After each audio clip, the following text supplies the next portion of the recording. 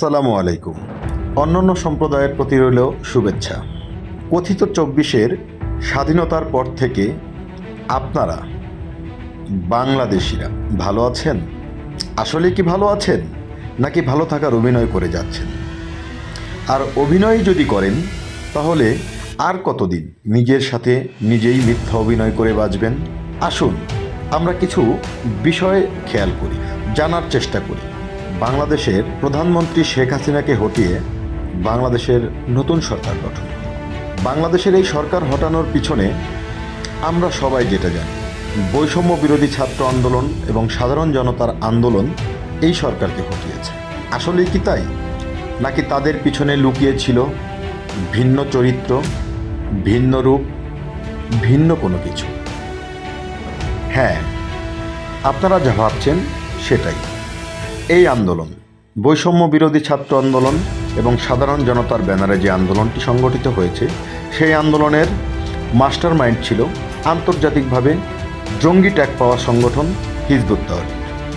আসুন আমরা হিজবুত তাহরিরের বাংলাদেশের যে মুখপত্র তার মুখে শুনে নিই। ৫ই আগস্ট শেখ হাসিনা সরকারের পতনের পর ৭ই আগস্ট বাংলাদেশের জাতীয় সংসদের সামনে হিজবুত তাহরিরের এই অবস্থান। ইউনিভার্সিটি ছাড়াও নর্থ সাউথ, ইস্ট ওয়েস্ট, আপনার ব্র্যাক ইউনিভার্সিটি, ইনক্লুডিং জেন জি, হিজবুত তাহরির একটা ইন্টেলেকচুয়াল এবং পলিটিক্যাল স্ট্রং একটা লিডিং ফোর্স। তো ডেফিনেটলি আমরা মাঠে ছিলাম, কিন্তু এই আন্দোলনটায় স্বতঃস্ফূর্ত যে গণ অভ্যুত্থান, এটা কোনোভাবে যাতে কালার না হয় এবং কোনোভাবে যাতে এটাকে কেউ প্রভাবিত করতে না পারে, আমরা খুবই সতর্কতার সাথে আপনার উইথাউট আওয়ার ব্যানার আমরা মাঠে ছিলাম। তবে হিজবুত তাহরির বা যে কোনো সংগঠন যদি তার অবস্থান ব্যক্ত করতে চায়, পরিষ্কার করতে চায়, সেই সুযোগ আছে। তারা সরকারের সাথে কথা বলুক, আলোচনা করুক, আলোচনার মাধ্যমে সেটা একটা পর্যায়ে যাবে। এবার আমরা জানব গণ অধিকার পরিষদের জনাব নুরুল হক নূর কিভাবে এই আন্তর্জাতিক চক্রান্তের সাথে জড়িত ছিল।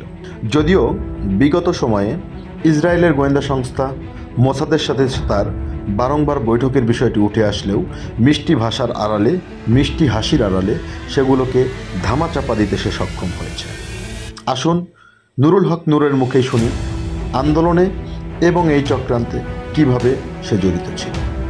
এখন আমাদের এই ছোট ভাইরা বৈষম্যবিরোধী আন্দোলন যারা করেছে, ধরেন দুজন উপদেষ্টা দুজনই তো ছাত্র অধিকার পরিষদের নেতা ছিলেন। নাহিদ আমার সাথে সংস্কৃতি সম্পাদক পদে ডাকসুতে নির্বাচন করেছে, ছাত্র অধিকার পরিষদ করেছে। আসিফ ঢাকা বিশ্ববিদ্যালয়ের সভাপতি ছিল, আরও যারা আব্দুল কাদের কিংবা আরও যারা আছে, সবাই কিন্তু ছাত্র অধিকার পরিষদের বিভিন্ন পর্যায়ের নেতা ছিলেন। এই আন্দোলন কি শুধু ছাত্ররাই করেছে? ছাত্র তরুণরাই জীবন দিয়েছে। ছাত্রদের পাশে আমরা কাজ করেছি। বিএনপি, জামাত, হেফাজত ইসলাম, আমি নিজে যোগাযোগ করেছি।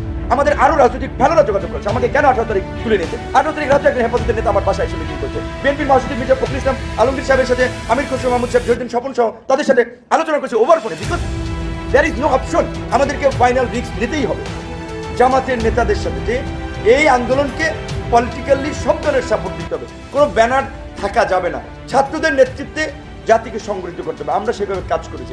এবার আমরা জানার চেষ্টা করব এই আন্দোলনে আন্তর্জাতিক চক্রান্তের সাথে বিএনপি নেতা আসলাম এবং বিএনপির ভারপ্রাপ্ত চেয়ারপারসন জনাব তারেক রহমান কিভাবে জড়িত ছিল। বিএনপি নেতা আসলাম ইসরায়েলি গোয়েন্দা সংস্থা মোসাদের সাথে বৈঠক করেছে, যার প্রমাণস্বরূপ ছবি উপরের বাম পাশে দেয়া হলো। গতকালকে যে বলছি এই আন্দোলন নিয়ন্ত্রণ করছে তারেক রহমান, যারা বিশ্বাস করে না তারা আসলে নিমক হারাম। আমি তো বলতেছি, তিনি নিজে কল দিয়ে প্রত্যেকটা এলাকায় বলছে ওখানে যাও। আমাকে বলছে যে এই এলাকা তো হলোই, সফল হলাই, এখন কোন এলাকা টেস্ট করছি যে মোহাম্মদপুর, শ্যামলী, এই রোডটা এখনো এই আওয়ামী লীগে ভরপুর, মানুষ নিরাপদ না, ওইদিক গেলেই মানুষের মারতেছে, এই এলাকা দখল করতে হবে। ওকে প্রস্তুত হও। পরের দিন সকালে পুরা মোহাম্মদপুর, শ্যামলী এলাকা জনগণের দখলে।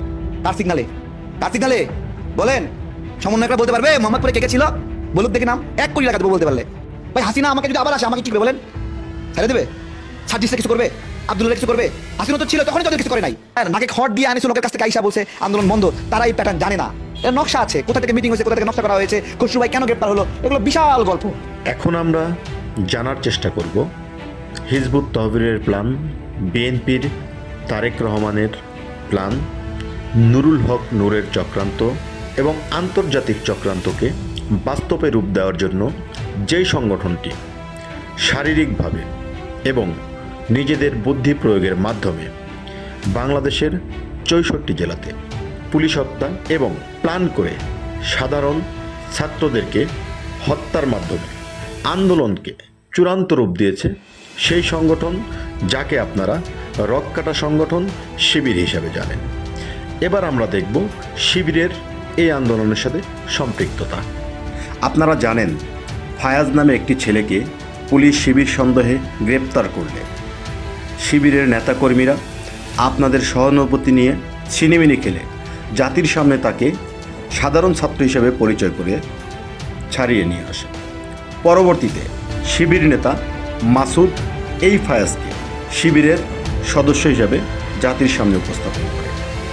আমার সামনে ছোট একটা বসা আছে, দাঁড়াও, চেনো চেনো তাকে? এখানে আসো, এখানে আসো, মাস্ক খোলো। এখন আর মাস্ক খোলো কেন? এখন মাস্ক খুলবা, বুক খুলে রাখবা। এখানে দাঁড়াও, এখানে দাঁড়াও, এখানে উঠো, উঠতে পারো এখানে। চেনো তাকে তোমরা সবাই? আলহামদুলিল্লাহ, আমাদের এরকম একজন কিশোর তরুণ শুধু একজন নয়, আমাদের একজন শহীদের পিতা শুধু নয়, এরকম তরুণেরাই আগামী বাংলাদেশ গড়ার ক্ষেত্রে এক সেকেন্ডের জন্য আমরা আপোষ করব না।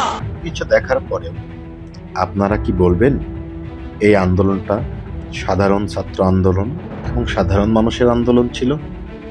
এখনই সময় আপনাদের বিবেককে জাগ্রত করার এবং আন্তর্জাতিক চক্রান্ত যেভাবে করে দেশটাকে ধ্বংস করে দিয়েছে সেখান থেকে দেশটাকে মুক্ত করার, পুনরায় স্বাধীন বাংলাদেশে আমাদের স্বাচ্ছন্দ্যে বাঁচার প্রচেষ্টা চালিয়ে যেতে হবে। আসুন সবাই ঐক্যবদ্ধ হই এবং দেশবিরোধী এই চক্রের বিরুদ্ধে আওয়াজ তুলি। সবাই ভালো থাকবে।